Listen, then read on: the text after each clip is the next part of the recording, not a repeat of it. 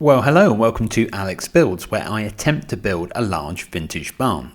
Now, where most builders rely on proven skills and experience, I prefer a potentially calamatous combination of optimism and YouTube-based research. Now, if you're new to the channel, we are 2 years and 26 episodes in, so you could always scroll back to the beginning, or maybe go back a couple of episodes where you can see me ruin a perfectly good lawn and then scare the willies out of myself lifting nearly a 1-ton truss into position, which, as it happens, turned out pretty well. In episode 26, we got the side section assembled and into place, but now it's on to episode 27. Right, another nice day on site. By the way, this is a stupid bloody thing. We've got this ratchet strap stuck in here. That's one problem, but having this hook hanging here, just imagine if that catches on the telehandlers or drive through. That'll be a collapse. So we've got this side up, so the area we're going to move on to now is the back bit. So that is, see if I can show you this, if you look up, that's sort of like parallel to that. So it's basically that structure but in wood all over the back. And that is going to involve the colossal back beam. I'm not going to go as far as to call this risky, but I'm going to bring the big back beam in through the arch. It just actually makes a load more sense. But let's just say cautious, I think would be the word for it. There it is out the front there. Getting a sort of small bit of tilt warning on this. Just go super slow basically. I mean, it's gone up higher than that before.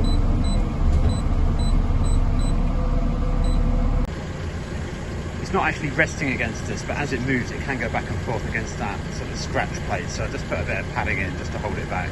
While we're waiting for that oak to come down, how about a quick bit of groveling? If you're enjoying the video, perhaps you could give it a like, because it really does help, and if you'd like to subscribe, you can keep up with all the stuff we're doing.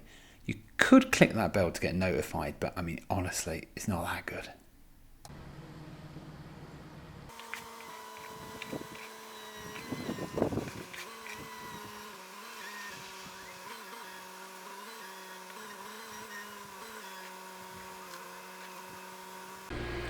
I think this is one of those quit while you're ahead moments. I just couldn't rotate it. Kept getting the old tilt warning. So I've just brought it down here and then I can just pick it up with the Avant or roll it, whatever.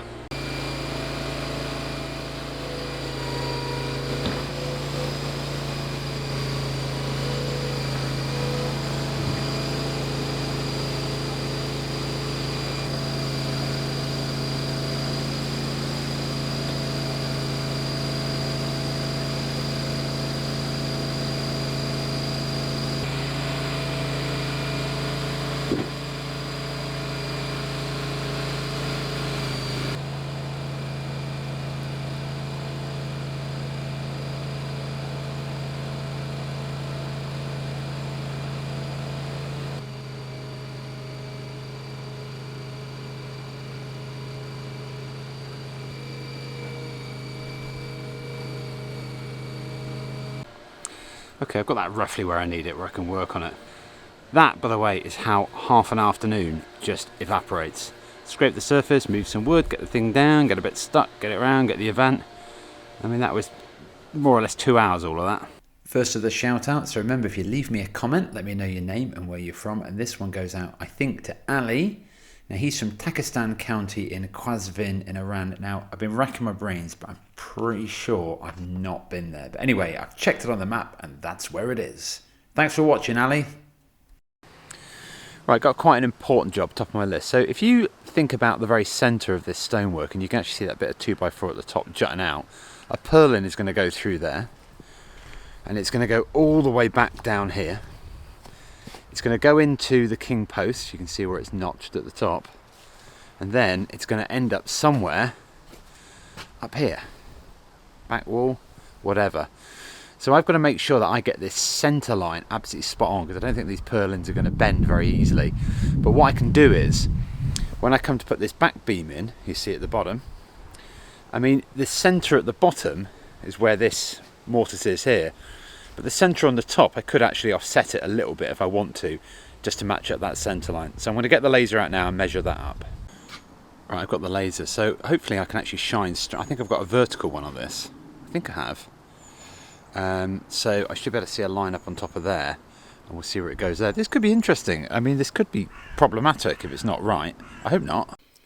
Hard to see the contrast, but here's the laser here going through the centre of the arch, more or less. Okay, there is a laser line basically right in the middle up there on the bit of 2x4. You might have to take my word for it.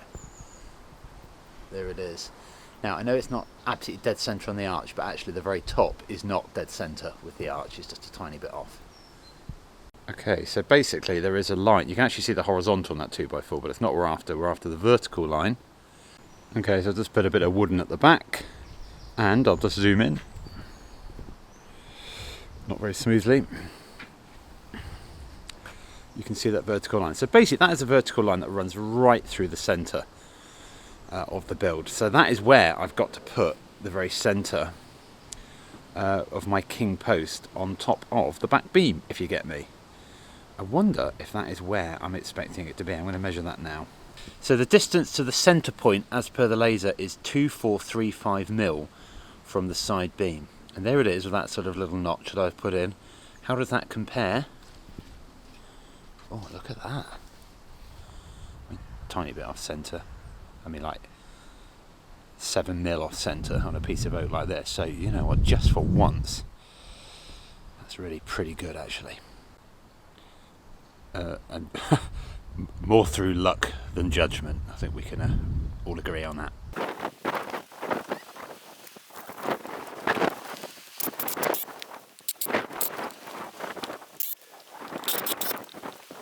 Right, okay, so I've got that one in, which is good, but I haven't got the other one in. And I've been a bit unlucky because my other bag of concrete, the water had got to it. Perhaps I shouldn't have stored it in a puddle with hindsight. It is the next day. I had to go with B&Q, Home Depot, if you're American, and buy some concrete.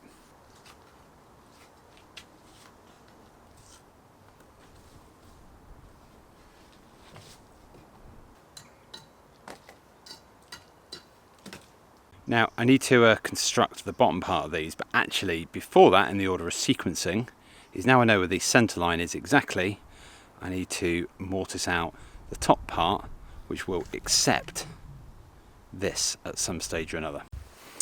This piece of wood really is an absolute monster. Not one you want to get wrong. Anyway, so first things first, I just need to tilt it over. That isn't trivial in itself.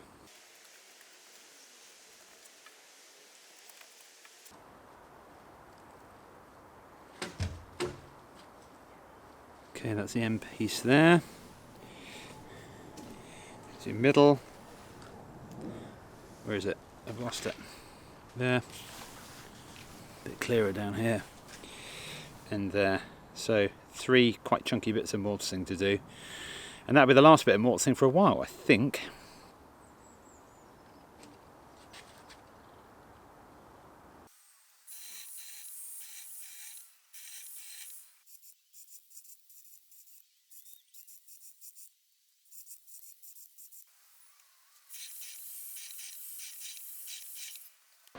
Right, I've got the laser there on the very top of that, which is the bottom edge. So I can now take some heights against the concrete pads. Just trying to save a bit of time, just balancing the wood on the Avant while I cut it. The problem is though, when the engine's not on, the thing sinks very slowly. In fact, I'm sure in this time lapse you might even see it doing it.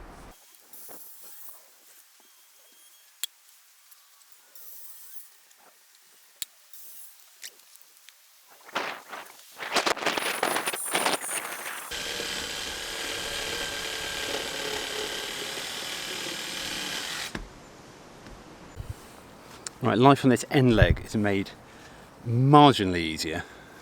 I stress the word marginally, because I can actually push with a bit of 2x4 against the wall.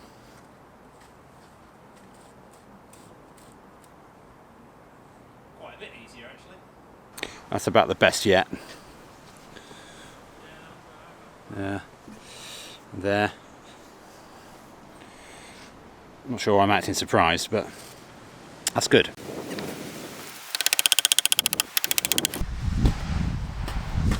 Definitely one of my favourite sections, this.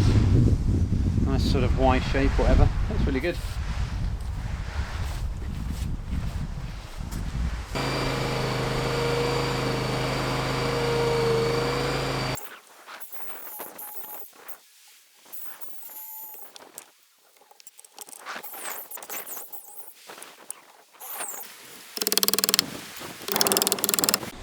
Now, although we're not going to be fitting the top section in one go, we've got the mortises here, one in the middle for the king post and one for the corner. So what I need to do is I need to really just drill the dowel holes, even though I'm not fitting the pieces yet, because again, it's just, you don't want to be doing work up, you know, up high, you know, when this thing's sort of like semi-suspended. I mean, in theory, I could fit the whole thing in one go down here, not lift it in one go and then undo it again and have the dowel holes ready to go. That might be a better idea. I'm just going to give that a tiny bit of thought. No, I've given it some thought, because, you know, I'd have to fit all of these pieces individually, and I just don't want to be moving this again. I'm going to have to reassemble it, which was time consuming. So no, that's fine. I'll just make the dowel holes, and when I finally get each of these, well, let's take this tenon here and that one there and that one there, I will drill the holes through the dowel holes when it's in situ, while it's being suspended by the telehandler. I mean, not ideal, not perfect, but I think that's just the best compromise all round.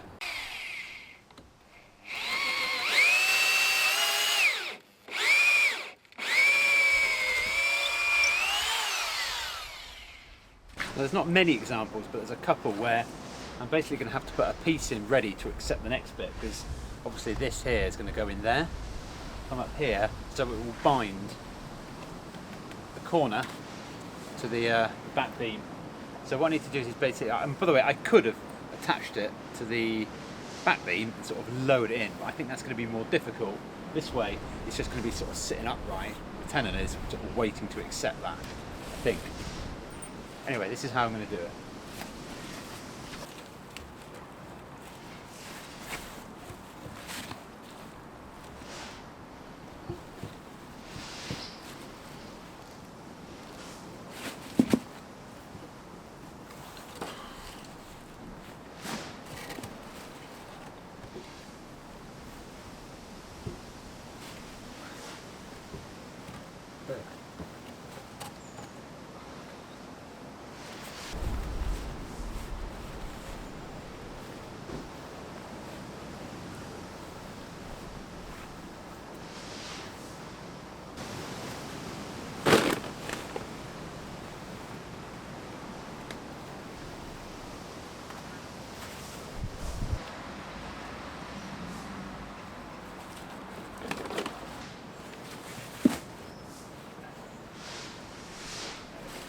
Right, here we go. Right, let's go and move these bits and bobs.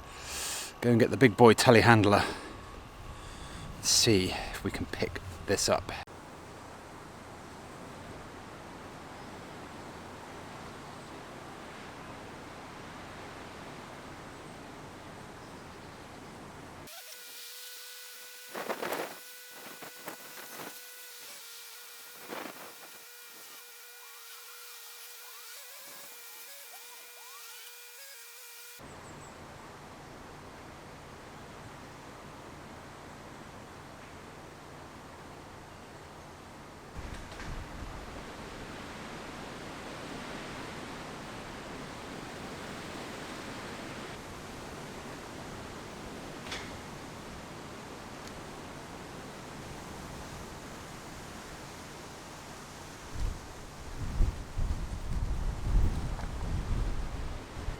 Okay, so I've got this up on its end. That was more fiddly than I was anticipating. I think I would just like to maybe move it to a slightly better position.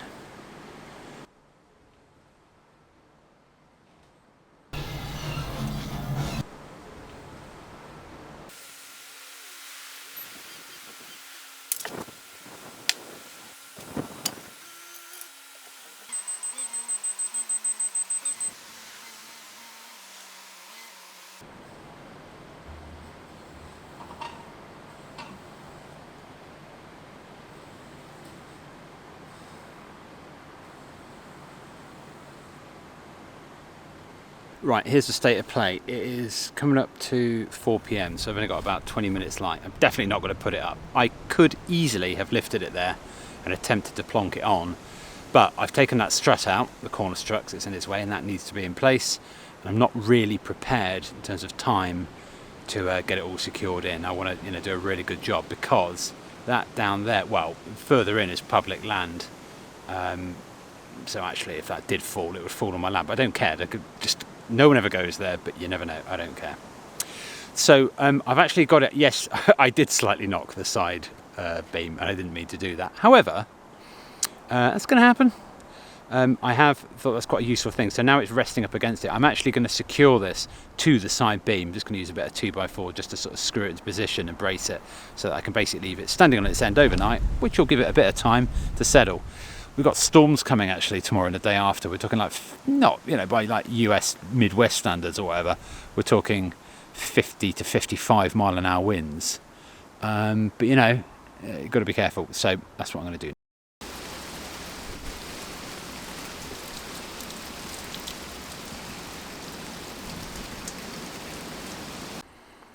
Right, I'm back, and it is just gone 2 p.m.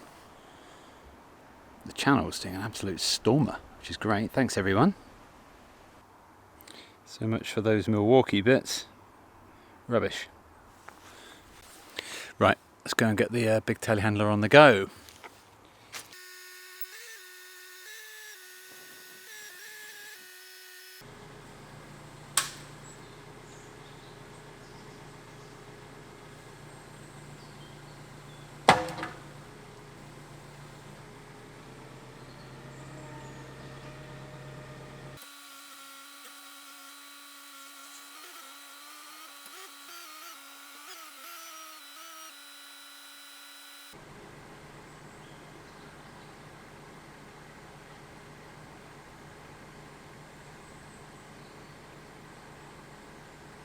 Second of the shout outs, it's Richard Jordan, and he's from, I don't believe it's sunny, but Birmingham, the UK one.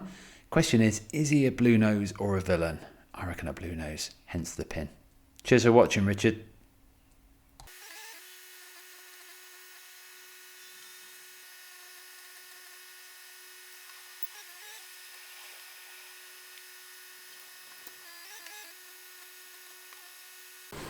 Okay, so I've basically got it on. I will move it.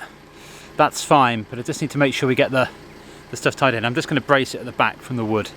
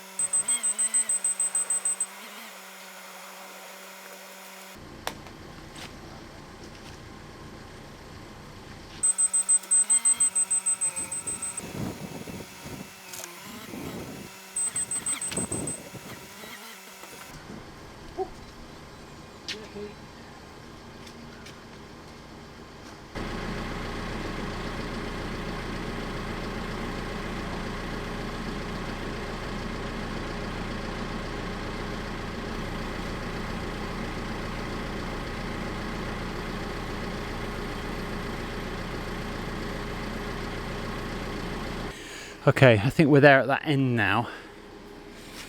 Happy with that. Just need to lower it all down again and get it level and strut it in.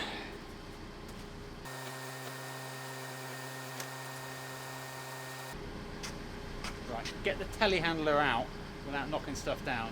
We're done on that.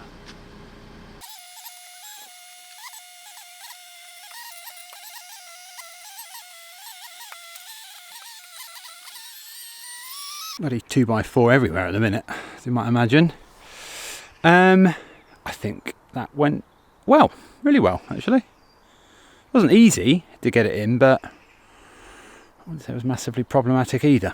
Let's go and have a look. So this was the key bit, obviously where I wanted this to end up is I wanted the side post to be tight on that. Well, it's about 5mm out at the minute, but I can sort that out just by pushing the side beam in a minute. I think it's as good as you're going to get. The strut is in, nice and tight, up there and up there. I need to just screw that in temporarily. I'll do that in a minute. And if I come around the other side, yeah, cushy. Now, remember, that bit of wood that's jutting out, that needs to be trimmed, that needs to be cut. Hindsight would have made a lot of sense to do that before I did this. Anyway, it doesn't matter. So it's looking good. So what I now need to do is I need to attach the back beam to the side beam, and I'm going to use a bit of dowel and a bit of metal for this job.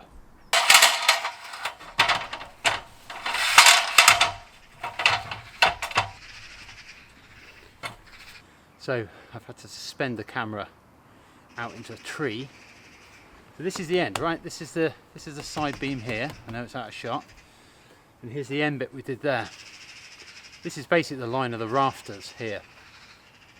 So the big bit's going to go in there at some point. But what I need to do is I need to attach this onto this, and ideally, it's out of shot, but anyway, there's a leg, right? The corner leg is down there. So mixture of metal and doweling coming up, I think. Should have done this on the ground.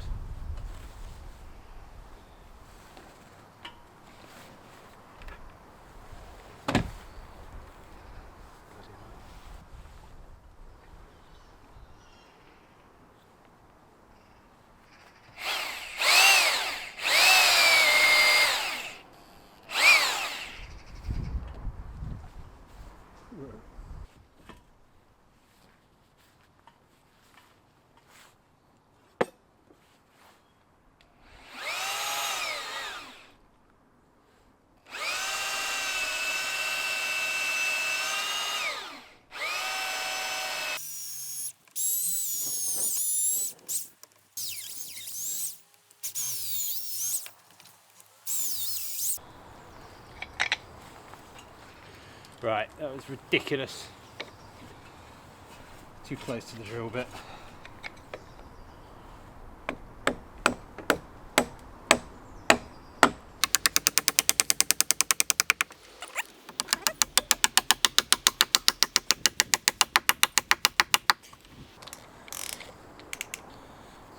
So this is not like a regular screw bit, it's more like a sort of flat head bit.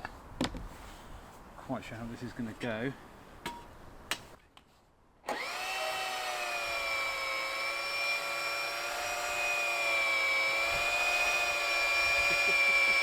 Never coming out.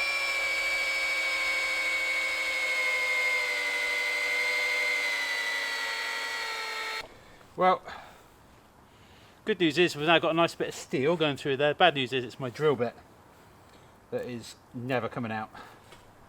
Not a problem, to be honest. But the second that started going in, just wouldn't come out. So I think maybe I've got to drill it with a regular one first. But it's 4 o'clock. I think I'm going to knock it on the head because, again, it's the old quit while you're ahead. It's gone well today, apart from that. But that's fine. The dowels are in. That's pretty good. It's a lot darker here than the camera gives credit. So that's in now. Good thing about getting more up is it gets, the more that's there, the more you can stabilise it against itself. So I've got this nice diagonal which I've screwed in there just to give the side and the back kind of support, but they are well attached. I always get very nervous about things being top heavy, and I'm right to be, but I have to say when you actually get these things in and you see how they sit, I mean they are very, very sturdy indeed. So there you go, that's Christmas Eve. Merry Christmas everyone. You'll hear this 2 weeks too late. Merry Christmas 2024. Right then folks, that is your lot. Now I've got to say that feels like a bit of an in-between episode to me because I just didn't get anywhere near as much done as I hoped to, but trust me, in the next episode all hell is going to break loose in a good way because we're going to get some serious oak up on the build. Thanks for watching as always. Hugely appreciate all the likes and the comments, and if you do leave a comment, remember to give me a name and where you're from and you might get on the map. See you next time on Alex Builds.